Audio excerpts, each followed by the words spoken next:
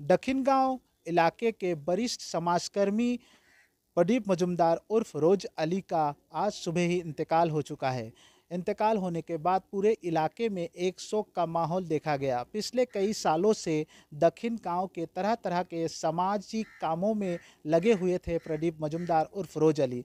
School committee के president रह चुके पिछले कई सालों से जो प्रदीप मजुमदार एक बहुत ही अच्छे और सुलझे हुए सामाजिक कर्मी थे।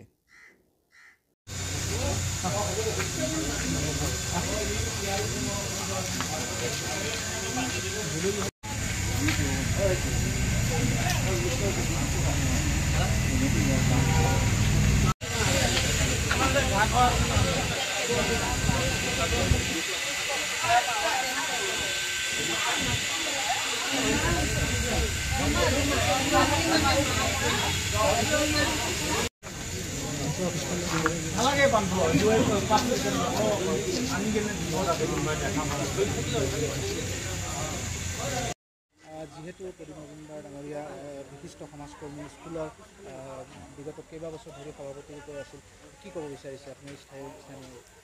প্ৰদীপ মজুমদাৰ ওৰফে ৰৌজ আলী সঁচাকৈ এজন সমাজকৰ্মী আৰু বৰ ভাল যুৱক আছিলে।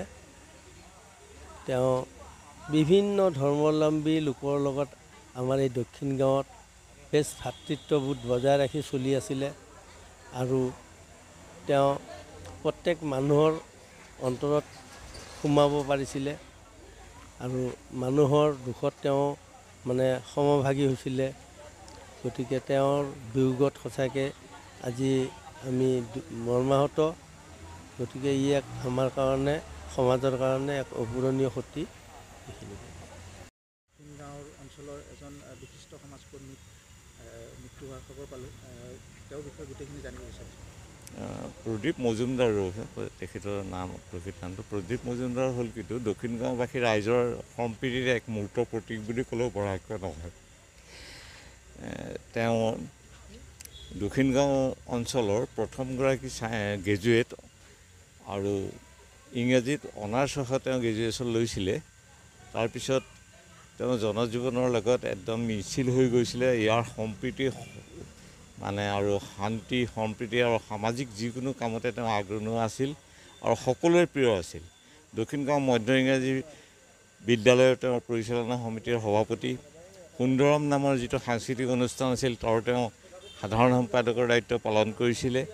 আৰু এটা কথা উল্লেখযোগ্য যে তেওঁ ইয়াৰ প্ৰতিজন মানুহৰ অন্তৰত ইমান বেয়া ধৰণে সোমাই পৰিছিল, ইমান আৱেগ, আজি প্ৰত্যেকজন মানুহে আৱেগিক হৈ পৰিছে, শোকত ভাগি পৰিছে। আৰু ৰাতিপুৱাৰ পৰা গধূলিলৈকে এতিয়ালৈকে বহু মানুহৰ সমাগম ঘটিছে। আৰু প্ৰদীপৰ মৃত্যুত দক্ষিণ গাঁওবাসী ৰাইজে এজন বিশিষ্ট ব্যক্তিয়ে নহয়, সম্প্ৰীতিৰ এজন মূৰ্ত প্ৰতীক হেৰুৱালে। আৰু এই অভাৱ বহুদিনলৈ থাকিব বুলি আমি ভাবিছোঁ। আৰু তেওঁৰ যিটো আদৰ্শ, এই আদৰ্শৰে আমাৰ নতুন প্ৰজন্মই আগবাঢ়ি গ'লে নিশ্চয় অঞ্চলটোৰ সামাজিক আৰু শিক্ষা অন্যান্য সকলো দিশত আগবাঢ়িব বুলি আমি আশা কৰিছোঁ। তেখেতৰ আত্মাৰ সদ্গতিৰ বাবে আমি ভগৱানৰ ওচৰত প্ৰাৰ্থনা জনাওঁ।